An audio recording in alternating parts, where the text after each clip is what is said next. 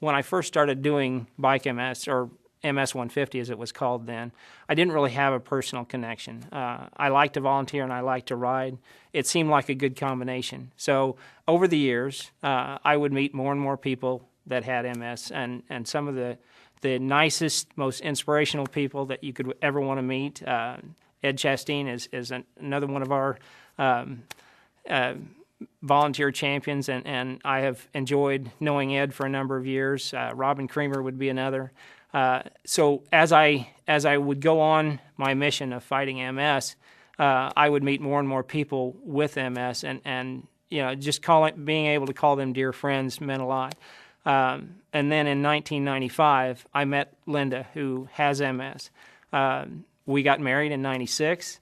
And so she's made it a personal mission. She's given me the impetus to take it to a new level, to kind of push a little harder, to try to find, right now we've got lots of things that deal with the symptoms of MS, but we don't yet have a cure. So until we find a cure, I'll continue to fight for those friends, for my wife who has MS, and it's become personal. But when I think about all these previous memories, I think that there's one that this year will top them all, and that is having my wife on the back of a tandem for the last 5 miles of Sunday's ride and bringing her across her first finish line. I can tell it means a lot to her. It means a lot to me, and it'll be wonderful to have her be a part of this experience, because she's been part of the experience before, but never as personal as being able to ride across that finish line herself, and it will mean a lot, and I'll forever have that memory. So.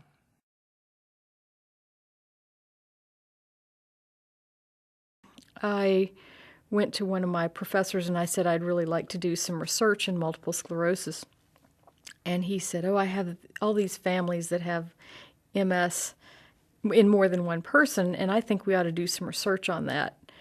And actually, a different neurologist finally took me up on that, and we wrote a grant to the MS Society, and we did the research on familial multiple sclerosis.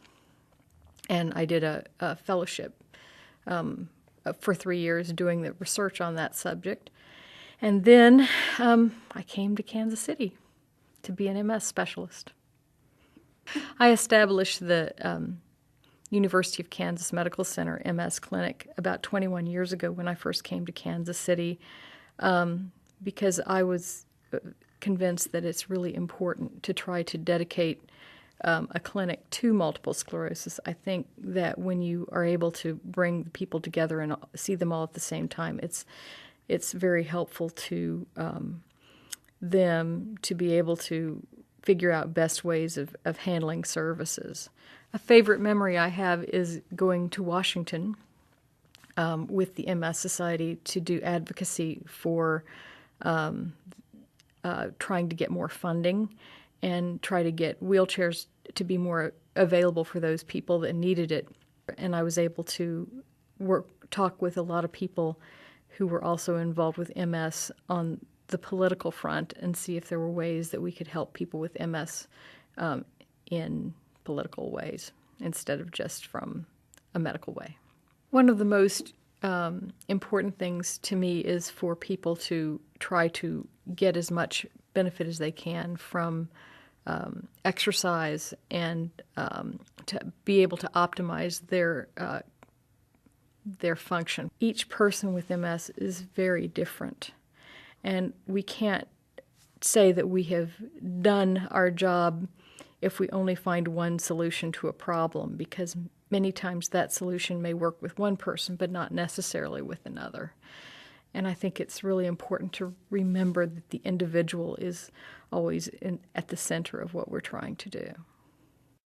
So when that doctor told me I had MS and couldn't be active, I thought, well, I may have it, but does that mean I can't be active? I don't think you're right.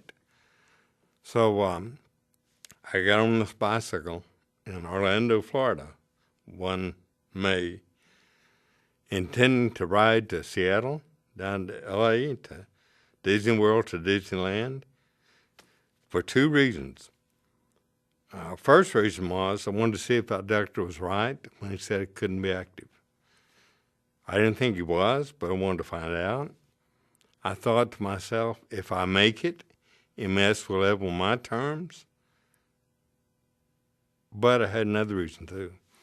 My mother had me in church when I was real little. And from the church, I learned that there's goodness in everybody. So I wanted to see if I could find it. I wanted to go by myself with no money on this bike from Orlando to Seattle, L.A. And I wanted to ask people to help me. I wanted to go up and say to them, hello, my name's Ed Chastain.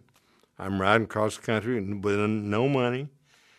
I need a sandwich or a bed or a drink of water. You know, no one ever said no. Not one person ever said no. Well, I made it.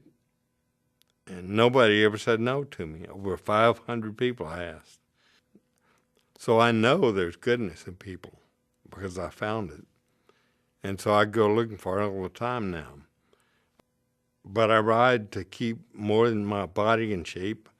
I ride to keep my mind and my spirit in shape. And the MS Society helps me do that. They encourage me. The strange thing about it is MS is supposed to limit your life, but in my case, it's given me greater liberty because MS has made me put to the test everything I've always said I believe. So don't ever feel sorry for me because I don't feel sorry for myself. I feel grateful, not for MS exactly and precisely, but what I've learned from it. If you were to ask me, would you like not to have MS? I, of course, would say yes, I think. But if you said not having it means you will have forgotten everything you learned from having it, I would have to think long and hard before I gave it up.